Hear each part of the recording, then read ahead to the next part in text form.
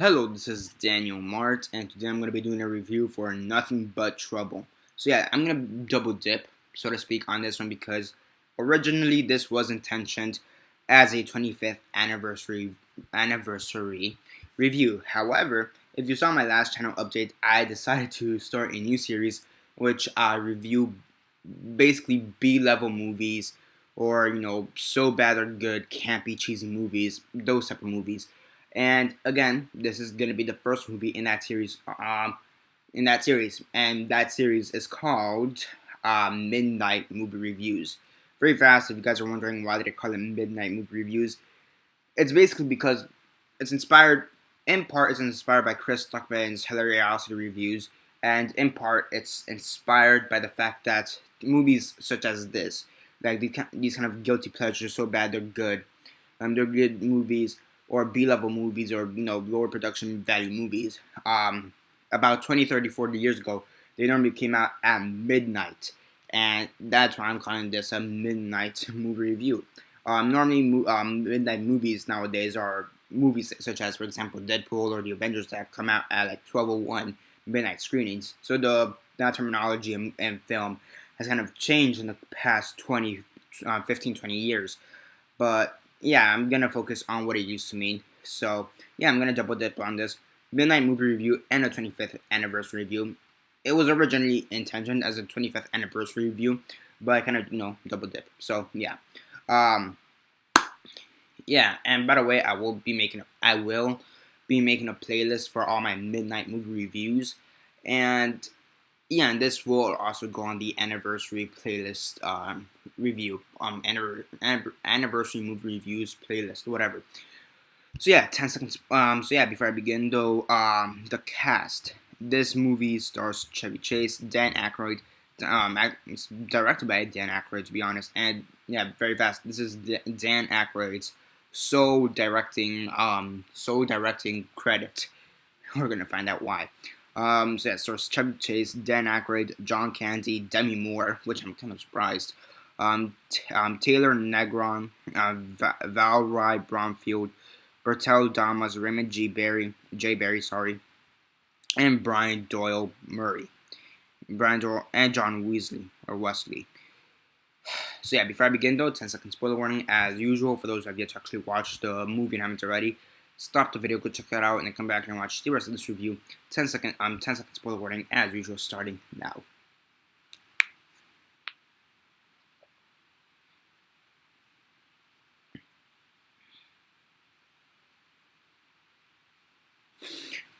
Okay, so 10 seconds are up. So for those who have yet to actually watch the movie and haven't already, please don't comment down below or be messaging me. Then I'll give a fair one because as usual, I did.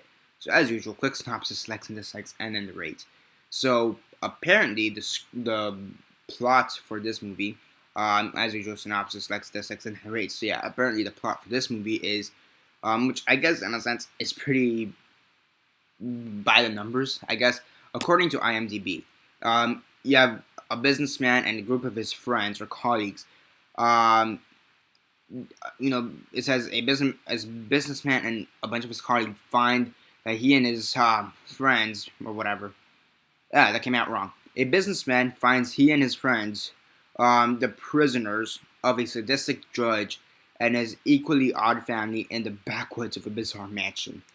That is basic. That is the basic IMDb synopsis. And yeah, that's in a sense that's basically what it is. It's one of those movies that's so weird. You don't really think of the plot as it's going on because it's just so fucking weird. And again, it's one of those movies that's so bad and it's so stupid and it's so cheesy. It's actually pretty good. The judge, for some reason, he reminds me of Sloth from the Goonies. It's like not even. It's like if Sloth and Benjamin Button from the start, like when he's like a baby, 80-year-old Benjamin Button or whatever, or at the beginning of the film, if Sloth and Benjamin Button from like the beginning of the film had a baby, the main antagonist, will probably be the outcome. Holy shit! It's like, fuck. Yeah. I could kind of see why this is Dan Aykroyd's um sole directing credit because from a production level and from what a film should be, it's not that good. The acting, like, I guess you could say that the actors are trying to give a decent performance at best, but the writing is just so what the fuck is going on? Like, the writing doesn't make sense because the whole plot doesn't make sense, and then there's stuff just kind of happens. Like, for example, there's this one group of people who come to a mansion, and just to kind of show us what happens if you are found guilty. So we find out what happens if you are found guilty, and basically he turns you into food, I guess. Like, he puts these people through like a meat grinder, and that's supposed to show our main characters, the people we're rooting for. Oh shit, they better not get into that. And in a sense, you don't want them to because, like, I mean, let's be honest, being put through a meat grinder will probably hurt like a bitch if you live that long. But I don't know how to describe. It's one of those movies that's just so fucking laughable, and it's so terrible. It's just hilarious. I mean, the acting is just great. I mean, there's this one couple. They're like foreigners. First off, their accent was like pretty terrible. To be honest, their accent was terrible. They're like making this really fake accent from like Russia, so like a mix between like Russia and Germany, like some weird shit like this. I don't know. It's a really bad accent, if you know what I mean. So I don't even know what type of accent that was, but these two couples, they somehow managed to escape the mansion. That's the first thing. Like, and they were the stupidest characters. Like, mentally, they were probably the stupidest characters throughout this whole movie because they're so cliche. I guess not. It's not. Not. It's cliche. No, cliche is not the proper word. Shallow. That's the proper word. Since they're so shallow, you kind of just wonder how did they survive this long. And then the rest of the characters almost die throughout the whole movie. Actually, I think they did die at the end. No. Sorry, they didn't. They didn't die at the end. The judge dies at the end somehow. Kind of, not really, but yeah. And the ending is just so what? Okay, like if you want, if you want to know a terrible plot twist, here's a plot twist. This demented judge is the mayor of his own demented town. Okay, and he, aside from being judge, he is also jury and executioner, obviously, but he is like everything. He's the firefighter, he's the cop. He is like everything, okay? And at the end of the film, once Demi Moore and I believe Chevy Chase, no, not Chevy Chase, Dan Aykroyd, or maybe John Candy. Once Demi Moore escapes or someone, let's just go with that. She and the guy she escapes with are cornered by this crazy town, and seemingly they are killed, but it's just so it just comes out of nowhere. You're just like, what the fuck just happened? So, holy shit! Oh my gosh, nothing but trouble. And this is basically the reason why Dan Aykroyd never made another movie. He wasn't Harold Ramis, who made shit like Groundhog Day. Okay, or Bill Murray, who produced stuff like Saint Vincent. This is why Dan Aykroyd only has nothing but trouble to his directing credits, and it was everything. And for him, this was all the trouble he needed to never direct again. This shit got panned like a bitch when it first came out, and I mean, I'm pretty sure you can understand why. It's so fucking terrible. It's horrendously awful, but it's so fucking hilarious. It's so fucking hilarious. Like,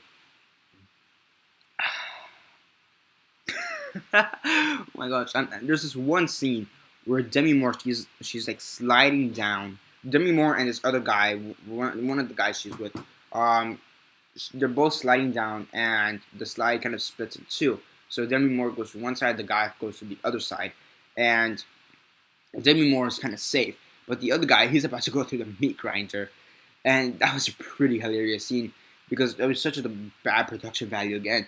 And then there's this other scene where Demi Moore finds, I guess, like the judge's babies, like sloth, like two more sloths, like literally two more Goonie sloths or whatever, or some weird shit like that. And she's trying to calm them down. I guess that's what she's trying to do. I guess she's trying to calm them down so she doesn't get killed. But you're just like, again, where the fuck did this even come from? Like, again, it's like there's moments in this movie where you're just like, where the fuck did this even come from? So, oh yeah, this is great. This is great.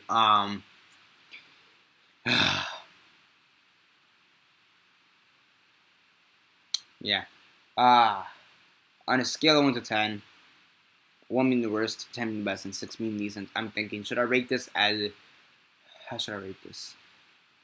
Because again, it's one of those movies. Should I base it on entertainment or production?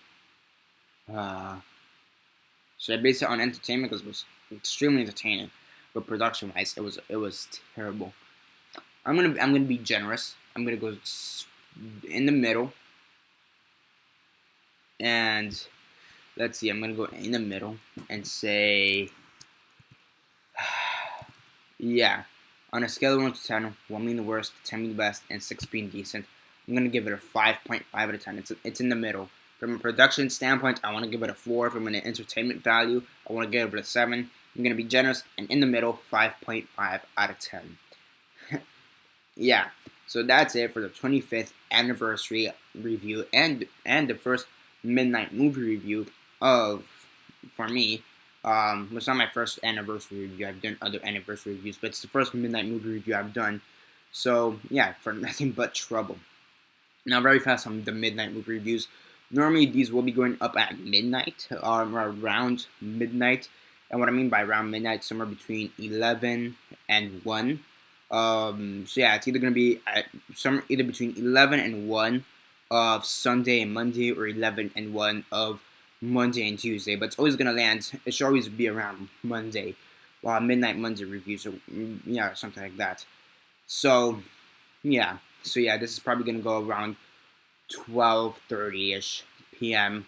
12:30ish a.m. on Tuesday. So yeah, um, holy shit.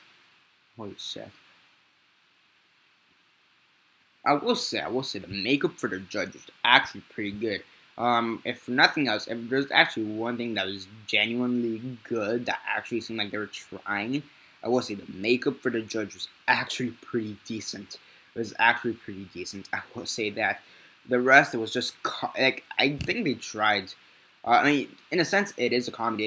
It's considered a comedy film. Like, that's the genre they were trying to put it in, or at least one of the genres they were trying to put it in. They were trying to put it in as a thriller horror comedy, and I will say it is a comedy, but it's not the comedy they want it to be. Like they were expecting one type of comedy and they got another type of comedy. If you know what I mean. So, yeah.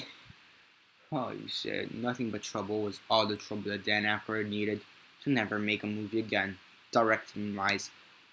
5.5 out of 10. I'm kind of being generous, to be honest. And yeah, like the video, share on Facebook, Twitter, MySpace, or whatever you guys prefer. And that's basically it for now. This is Daniel Mart signing off. Oh, before I stop, comment down below if you've ever seen this movie and what are your thoughts on it. All that, like, share, subscribe. Now, Daniel Mart signing off.